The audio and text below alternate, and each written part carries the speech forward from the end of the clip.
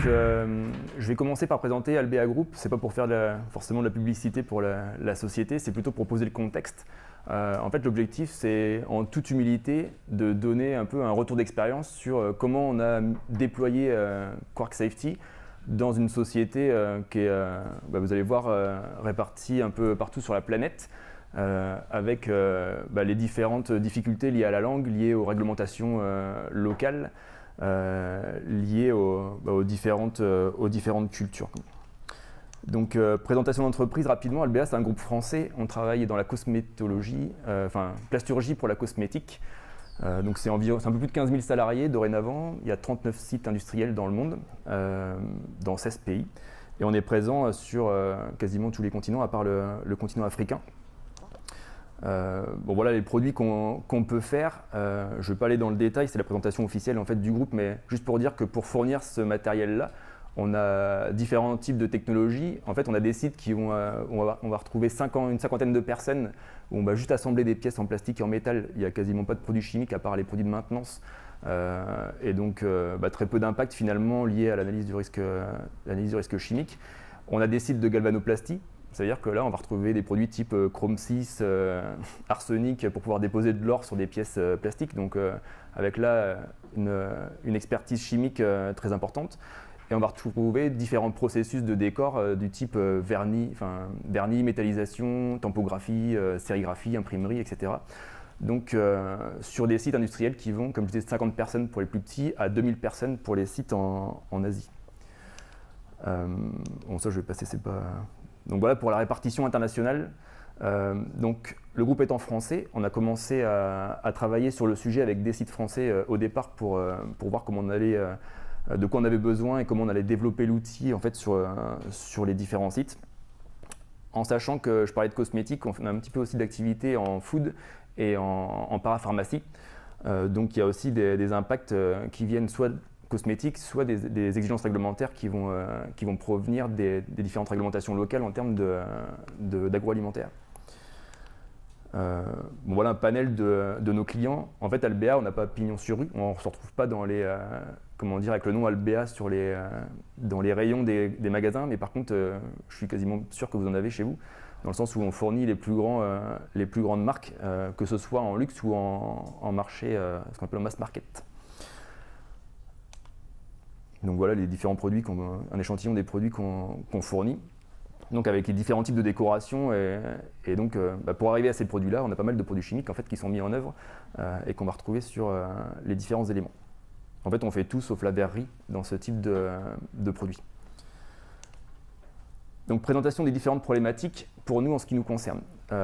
Évidemment, pour la partie européenne, il y a REACH qui s'applique. On a parlé de beaucoup de choses depuis ce matin, donc je vais aller assez rapidement sur les exigences réglementaires et les besoins de l'entreprise. Je rajouterai quand même pour la gestion du risque chimique les aspects liés au transport de matières dangereuses, ADR, les aspects liés à l'environnement sur la partie CPE, où on parle un coût de stockage, un coût de volume mis en œuvre quotidiennement. Et en général, finalement, on se retrouvait avec des tableaux Excel qui traitaient chacun des sujets. On a discuté ce midi avec d'autres personnes qui se retrouvent avec la même problématique. Donc je disais, en toute humilité et sans aucune prétention, en fait c'est un exemple. Je ne dis pas aujourd'hui qu'on est au-dessus de la moyenne en termes de gestion. Je ne suis moi-même pas expert en risque chimique. Mais voilà typiquement ce à quoi on se retrouvait confronté chaque jour, de manière quotidienne.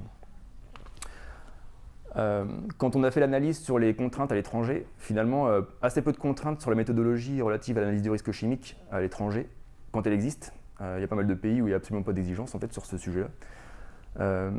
On a une difficulté un peu particulière aux États-Unis notamment, avec une grosse pression pour la mise à jour des fiches données de sécurité. En fait, on s'aperçoit qu'ils ont un focus bien plus important sur s'assurer que les FDS soient à jour plutôt que sur vraiment ce qu'il y a dedans et sur l'application en fait, des mesures préventives qu'on va retrouver d'indiquer dans les FDS. Et puis des législations qui sont très particulières par pays. On discutait hier soir d'une anecdote au Brésil où sur un texte qui date de 1890 et des poussières, il y a une liste de produits qui sont soumis à autorisation pour éviter en fait de pouvoir s'amuser à faire des petits explosifs. C'est lié en fait aux armes et aux explosifs. Et on a un collègue brésilien qui s'est retrouvé en détention provisoire parce que en fait, l'équivalent de l'inspection d'Adréal a découvert un produit qui était soumis à autorisation de cette liste, en fait, de ce texte spécifique à la région de Sao Paulo et qui était inconnu au bataillon. Donc on a des exigences réglementaires qui peuvent être un peu particulières et on doit quand même permettre, enfin l'idée c'était de permettre aux sites d'apporter une aide aux différents sites, aux responsables HSE locaux et aux directeurs de sites pour faire en sorte de les aider quand ils rentrent un produit sur le site, de permettre de repérer assez rapidement en fait les substances qui seraient soumises à des exigences particulières. Donc bon, globalement, voilà, c'était nos besoins en fait, dans le cadre du cahier des charges. On voulait avoir un système qui soit ergonomique, simple et rapide pour l'entrée des données des FDS, de ne pas avoir besoin de retaper systématiquement tous les numéros CAS qu'on retrouvait dans le chapitre de l'ABS relatif. Une aide immédiate, comme je disais, et avoir un repérage assez rapide sur les différentes substances qui peuvent être soit liées à la réglementation locale, soit à REACH, soit repérer rapidement les produits CMR, repérer rapidement les produits qui seraient sur la candidate list ou sur l'autorisation list. Également une aide au niveau affaires réglementaires. On a des clients par exemple qui viennent blacklister certains produits, donc qui nous disent, par exemple L'Oréal nous dit ce produit-là j'en veux pas, il y a un risque en fait de contamination du contenu, donc vous devez faire en sorte, vous fournisseurs, de m'assurer qu'on ne retrouvera pas ces produits-là sur le produit final. On a une particularité en Indonésie notamment, on a des lignes qui sont spécifiques halal, donc en cosmétique. Ça veut dire qu'on doit certifier les lignes et on doit s'assurer que tous les produits qui rentrent sur cette ligne soient bien halal. Donc ça veut dire aussi un suivi des produits rentrants et des produits qui vont sur cette ligne. Et puis des besoins spécifiques au site, on a déjà un petit peu parlé aussi ce matin, des FDS simplifiés, des étiquettes pour le reconditionnement, et un peu de gestion des stocks, même si ça, c'était pas le besoin premier. Étiquettes de reconditionnement, je pense qu'on est tous exposés où on retrouve des bidons où il n'y avait pas les bonnes étiquettes, ou en tout cas pas réglementaires. Sur l'organisation Albéa, le constat qu'on avait par rapport aux outils qui étaient en place, donc plusieurs systèmes, je disais, difficiles à maintenir à jour parce que différents tableaux Excel, compliqués en fait à maintenir. Difficulté pour aller charger facilement ou rechercher les FDS. En fait, quand on faisait par échantillonnage des audits, on se rendait compte que nos FDS n'étaient pas forcément à jour. Difficulté pour regrouper les données. Vu qu'on avait plusieurs tableaux Excel, pour regrouper au niveau corporate, quasiment impossible à réaliser. Un outil initial qui était un peu vieillissant, pour ceux qui connaissent, donc on avait StillTime, où les gens qui devaient tenir cet outil à jour, c'est vrai que c'était pas très ergonomique, ça demandait pas mal de temps. Et donc beaucoup de temps passé pour la mise à jour des FDS. Ça c'est valable dans n'importe quelle entreprise, je pense, aujourd'hui.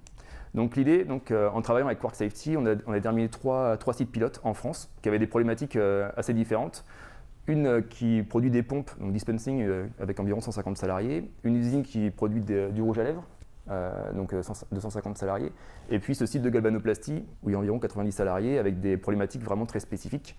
Ainsi qu'on a intégré dedans le siège d'Albéa pour qu'ils puissent aussi avoir leur vision et s'assurer que pour pouvoir répondre aux clients, on intègre dès le départ tous les outils nécessaires pour pouvoir faire des extractions par rapport aux exigences de nos clients. Donc en fait, le mode opératoire, on a travaillé en salle, on a fait un brainstorming en disant qu'est-ce qu'on veut pas, comment on peut faire en sorte que les outils qu'on a aujourd'hui, on les améliore, ou alors comment on fait en sorte pour que toutes les données dont on a besoin, on puisse les avoir de manière assez rapide. Donc ça a duré à peu près une bonne journée en fait, au niveau du siège. Et puis il y a eu quelques suivis après en conférence téléphonique, mais de manière assez rapide, on a pu en fait adapter l'outil aux besoins du groupe. Et on a pu présenter assez rapidement en fait, à mes homologues régionaux l'outil pour dire est-ce que par rapport à ça, nous c'est le besoin qu'on a en France, en sachant que c'est un des pays qui a le plus d'exigences en termes de risques chimiques, on pense qu'on couvre la plupart des besoins, en tout cas qui sont les vôtres. Maintenant, est-ce que vous avez des remarques, est-ce qu'il y a des choses à rajouter, oui ou non? Et finalement, à part cette remarque de la part des US qui nous disent nous on a cette problématique de mise à jour, il y a eu assez peu de remarques, assez peu de demandes de la part de mes homologues.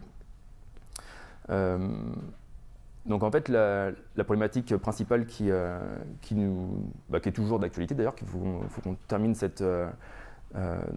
qu'on arrive à trouver la solution, c'est de pouvoir permettre, pour faire adhérer les sites américains à la démarche, pouvoir mettre à jour en fait, les fichiers de sécurité de manière régulière, puisque pour eux, c'est là où ils risquent le plus en fait, de prendre une amende si jamais ce n'est pas respecté.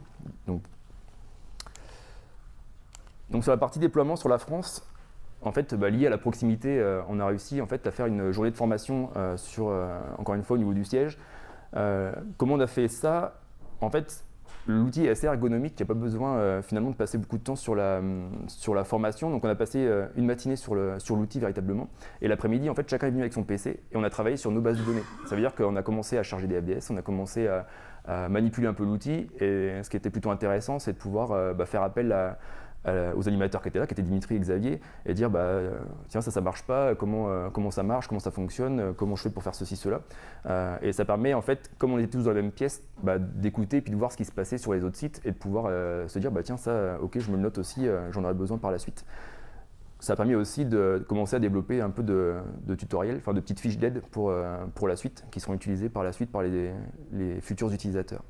Donc les retours sont à ce moment-là très positifs sur l'ergonomie de l'outil et la simplicité de mise en place. À ce moment-là, ce qu'on cherche à faire, c'est vraiment faire en sorte que les sites soient capables de rentrer une FDS, suivre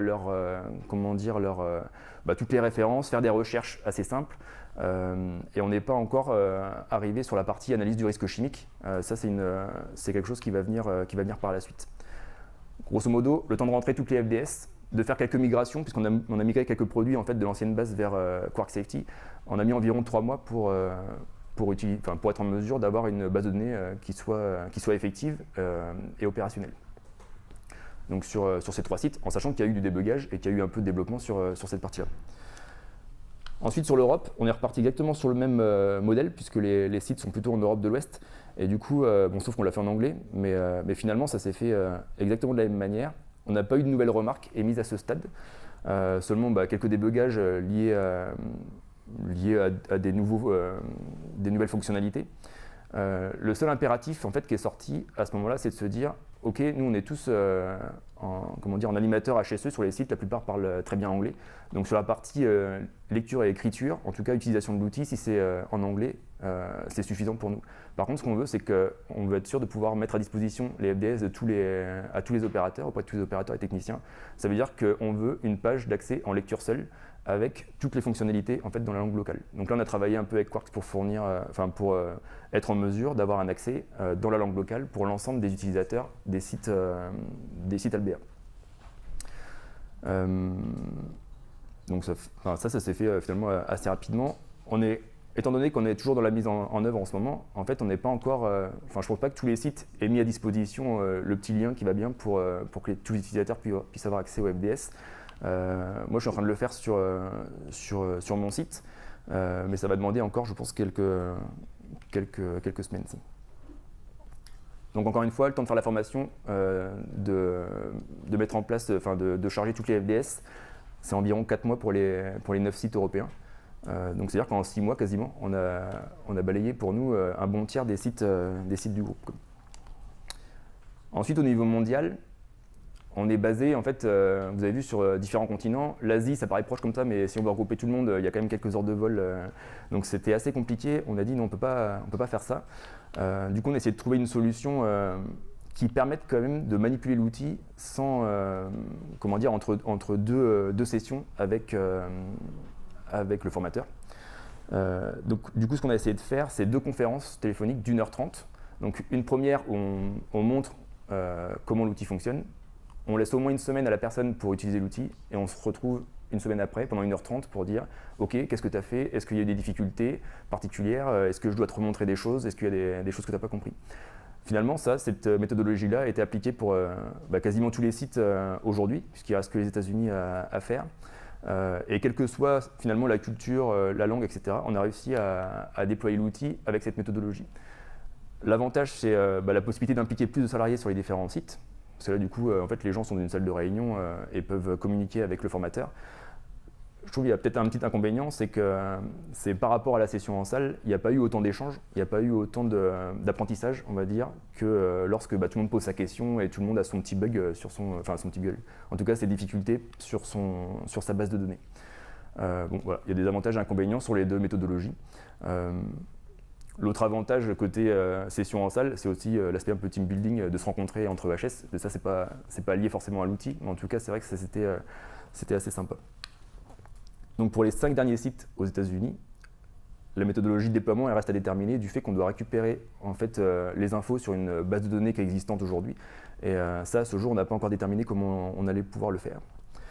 La différence, c'est que sur l'ancien outil, en fait, c'est un outil qui était, où on a pu récupérer facilement les données. Sur l'outil américain, c'est un concurrent de Quarks, donc évidemment, ils ne vont pas nous donner accès à ces infos-là. Okay. On pense faire pour la mise en œuvre quelque chose d'un peu hybride, avec une session en salle pour les premières sessions, pour justement voir comment on fait pour récupérer les données et les charger dans Quarks ici, et ensuite repartir sur des sessions deux fois 1h30, puisque ça a fonctionné pour les autres continents.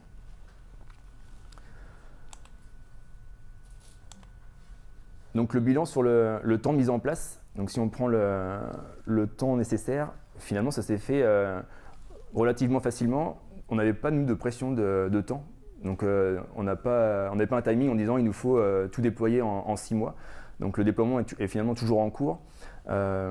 Et comme on était parmi les premiers clients, il faut bien comprendre aussi qu'on a participé au débugage et au développement de l'outil un petit peu avec l'aide de Quarks, ce qui fait que le temps s'en trouve rallongé. C'est-à-dire qu'aujourd'hui, le temps de mise en place peut être bien plus rapide que ça. Ce qui fait qu'en gros, on considère à peu près un trimestre par région dans ce qu'on a fait, ce qui est, je pense, plutôt intéressant. Mais encore une fois, ce temps il peut être largement réduit si jamais il y a je pense, une pression de timing par rapport à votre société.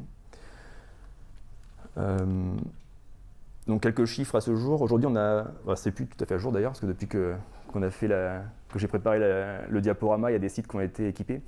Donc on est à plus de 30 sites équipés, donc plus de 10 pays avec la réglementation locale d'intégrer. Alors 4000 produits, c'est largement dépassé parce que l'Asie depuis a bien avancé. On est plutôt autour de 8 ou 9000 maintenant, même plus je crois. Et au total, donc 3 réunions de travail en salle, 2 jours de formation en salle pour les formations France et Europe, et une vingtaine de webinaires, mais c'est pareil, on a dépassé largement ce chiffre.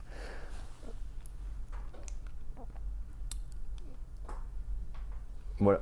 Donc en fait, l'idée c'était vraiment de donner un petit peu un récapitulatif sur comment nous on a vécu la chose et qu'est-ce qu'on a mis en place pour pouvoir former les gens et mettre en place l'outil. Je ne sais pas s'il y a des questions par rapport à ça ou si c'était clair.